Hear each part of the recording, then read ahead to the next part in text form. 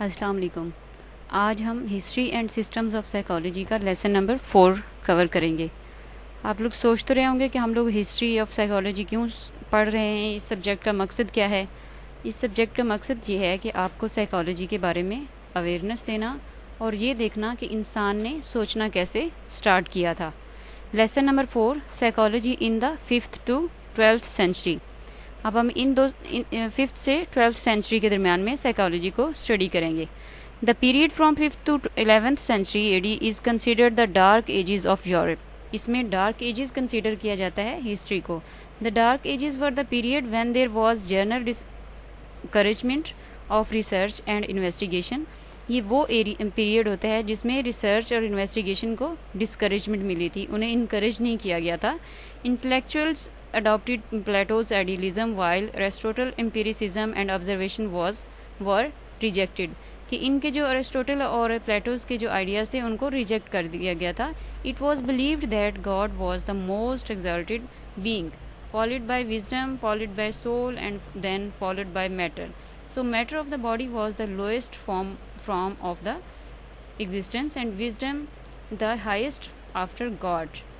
It was also thought that wisdom could be gained by looking inwards and by reflection, which was Socratic and Platonian point of view। तो हम लोगों ने last में discuss किया था Socrates और प्लेटो का जो पॉइंट ऑफ व्यू था उसके बारे में, और इसमें इन्होंने हमें विजडम के बारे में एक्सप्लेन किया है और ये भी बताया कि the dark edges also had an impact on psychology, कि इनका असर जो है साइकोलॉजी के ऊपर भी है। But during the same period emerged some prominent philosophers, psychologists whose contributions to psychology were noteworthy। Dark ages तो कंसीडर किया जाता है, लेकिन इस पीरियड में बहुत सारे साइकोलॉजिस्ट जो थे, बहुत सारे फिलोसफर्स जो थे, उन्होंने साइकोलॉजी की फील्ड में काम किया था, जिनकी मेहनत को, उनके काम को नोटवर्दी कंसीडर किया जाता है। और इनमें जो मेन है उनका नाम है Saint Augustine. An important contribution to the subject of psychology of those times is that of the Saint Augustine. इन्होंने बहुत ज़्यादा इम्पोर्टेंट जो कंट्रीब्यूशंस थी साइकोलॉजी में, उसमें बहुत इम्पोर्टेंट रोल प्ले किया था। He was born in 354 AD and died in 430 AD। Saint Augustine proclaimed that evil are sin is product of free will, कि ईवल और ये जो है हम उनको फ्री विल से प्रोटेक्ट कर सकते हैं। This means that it is the free will of an individual that makes him indulge into sins, evils and crimes। कि ये इंसान की फ्री विल है जो उसको इंडल्ज करती है गुनाह करने में, क्राइम्स करने में, इवल्स की तरफ लेके जाती है। There ought to be checks on every person's free will, which is certainly what the order of the society is about। कि फ्री विल जो है कि सोसाइटी क्या ऑर्डर दे रही है। आ society imposes certain limits to the exercise of free will of a person, which therefore results in regulation of the society। जो society होती है वो सर्टन लिमिट्स जो इम्पोज कर रही होती है उन्हें हम रूल्स और रेगुलेशंस कंसीडर करते हैं। If every person is allowed to practice this will freely, there would be no society and only chaos. मतलब अगर हम खुद से ही सब चीज़ों को प्रैक्टिस करने लग जाएंगे तो फिर हमें रूल्स की भी या सोसाइटी को हमें कहने की ज़रूरत ही नहीं पड़ेगी। अब हम नेक्स्ट देखते हैं। Saint Augustine agreed with the prevailing ideas that the universe contains two basic principles। इन्होंने two basic principles की बात की। First one is the principle of light and goodness, the principle of darkness and evil। Another contribution of Saint Augustine is his explanation of consciousness। इन्होंने consciousness की explanation दी, इन्होंने light and goodness की दी, darkness and evil की दी। अब जिन्होंने consciousness की बात की है, which in his view is consistently flowing, कि जो एक कॉन्शियसनेस है वो एक नदी की तरह है। This also is related to his idea of introspection. He said that consciousness flows constantly in the form of stream, and it is up to us how we look into the stream to get ideas and generate solutions to our problems। वो कह रहे हैं कि एक stream जो है, नदी की तरह है हमारी जो कॉन्शियसनेस है, ये अब हमारे ऊपर डिपेंड करता है कि हम वहाँ से उस नदी में कैसे देखते हैं, कैसे झांकते हैं, कैसे उसके अंदर जाते हैं और वहाँ से आइडियाज़ और जो हमारे प्रॉब्लम्स हैं उनका सोल्यूशन हम लोगों ने निकालना है, उनसे रेलिवेंट जो आइडियाज़ हैं उनको हम कैसे जनरेट करते हैं, ये हमारे ऊपर डिपेंड कर रहा होता है।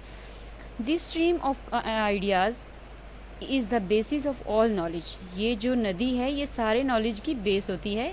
His ideas of introspection were later used by psychologists such as Wundt and Titchener।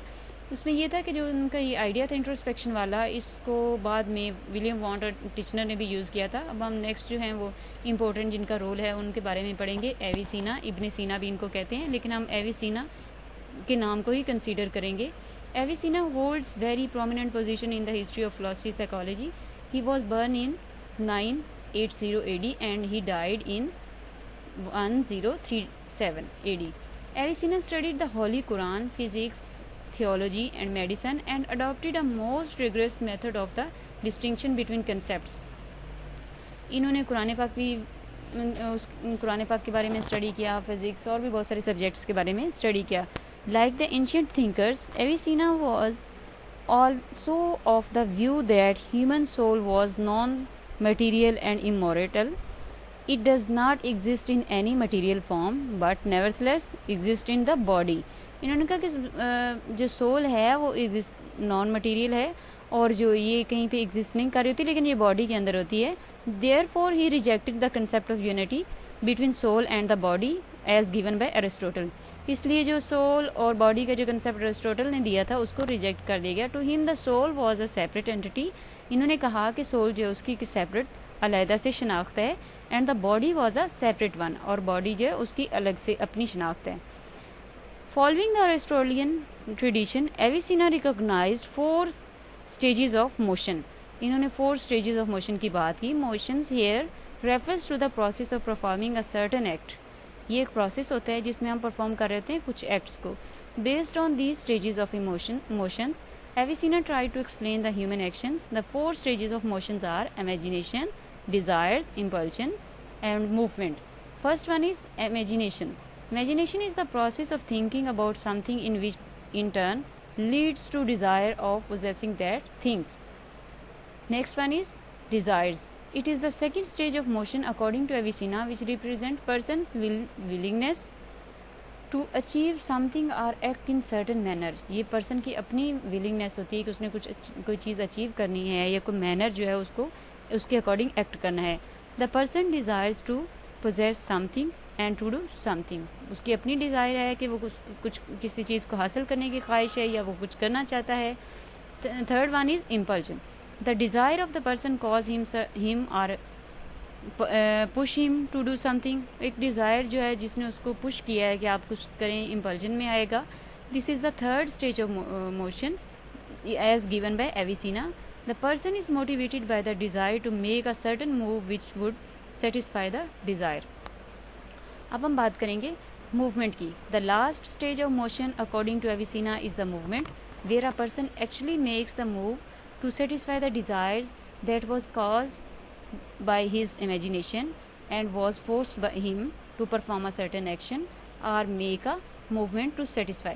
अब ये एक मूवमेंट की तरह है कि जिसमें एक बंदे को उसके अंदर ख्वाहिश पैदा हुई, उसने थोड़ा सा सोचा, फिर उसके अंदर ख्वाहिश पैदा हुई, फिर उसके ख्वाहिश को देखते हुए उसको पुश किया गया कि तुम ये एक्ट करो, तो उसको हम मूवमेंट के अंदर कंसीडर करेंगे। In other words, imagination creates desires which in turn people the person and then the person acts. पहले उन्हें क्या कहा जाता है कि एक डिज़ायर आती है, उसके बारे में सोचा जाता है, फिर उसको कहा जाता है कि तुम ये कर सकते हो, फिर उसे थोड़ा सा पुश किया जाता है, फिर वो एक मूवमेंट की फॉर्म में आ जाती है। Another of Avicenna contributions is that the distinguished between primary and secondary perceptions. इन्होंने प्राइमरी और सेकेंडरी परसेप्शंस पे बात की। परसेप्शन का मतलब होता है हाउ वी परसीव थिंग्स, कि कैसे हम चीज़ों को ले रहे हैं, कैसे उनको देख रहे हैं, कैसे उनको परसीव कर रहे हैं। First one is primary perception. Primary perception, it is the subjective perception of a person that is based on his personal disposition. ये जो होती है सब्जेक्टिव होती है, हमारी अपनी अंदर की होती है, और इसमें क्या होता है कि बेस कर रही होती है पर्सनल डिस्पोजिशन पे। For example, if a person is taking a walk in a garden and he has in his mind that there are snakes in the garden, he is quite likely to confuse twig with a snake. तो एक बंदा है वो एक garden में walk कर रहा है, उसको लगता है कि यहाँ पे बहुत सारे स्नेक्स होंगे, तो उसके बारे में सोचता है, कंफ्यूज हो जाता है snakes. That is due to his personal disposition that there are snakes in that garden. ये उसकी अपनी राय थी कि यहाँ पे स्नेक्स हो सकते हैं इस गार्डन में। In other words, an illusion is a primary perception. तो एक चीज़ है, रस्सी पड़ी, आपको वो स्नेक लग रहा है कि अंधेरे में उसको देखे तो ये तो सांप है। This kind of perception is called subjective perception and in Avicenna's terminology इसको हम कहते हैं प्राइमरी परसेप्शन। अब हम बात करेंगे सेकेंडरी परसेप्शन की। प्राइमरी परसेप्शन तो हमें पता चल गया कि ये जो है एक सब्जेक्टिव है और इंसान की अपनी बनाई हुई है। अब हम बात करेंगे सेकेंडरी परसेप्शन। सेकेंडरी परसेप्शन जो है ये सब्जेक्टिव नहीं है, ये ऑब्जेक्टिव होती है। Secondary perception is objective perception based on logical reasoning and rationality of observation.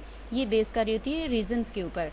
In this case personal biases and disposition do not influence the perceptions which are totally based on empirical evidence. इसमें हम पहले वाले में देखा कि कोई evidence नहीं है, कोई लॉजिक नहीं दिया गया और उसने जस्ट सोचा और उसके ज़हन में ख्याल आया कि स्नैक्स हैं तो उसने उसको यही समझा कि यहाँ पे हैं स्नैक्स। इसमें यह कि अगर कोई वो सोच रहा है तो उसका लॉजिक उसे देना होगा कि उसने कहीं पे स्नैक देखा है या उसने अभी देखा है, पहले देखा है, किस तरह से है। तो ये सारी चीज़ यहाँ पे आएगी। इसमें यह है कि ये परसेप्शन के ऊपर मतलब उस तरह से भी नहीं कार्य होती। Avicenna's idea of primary and secondary perception was similar to what was later proclaimed by Gestalt school. जैसे कि गेस्टॉल्ट स्कूल में भी सब्जेक्टिव रियलिटी पे भी काम किया गया, जियोग्राफिकल रियलिटी पे भी काम किया गया। इसके अलावा हम देखते हैं Avicenna was the first one to develop a system which looked at diseases from not just the physical but also the psychological point of view. इन्होंने एक सिस्टम डिवेल्प किया, ये पहले थे जिन्होंने डिजीज़ को देखा कि फिजिकल नहीं बल्कि साइकोलॉजिकल पॉइंट ऑफ व्यू से। This is why he is considered to be a great physician as well as psychologist. इसीलिए इन्हें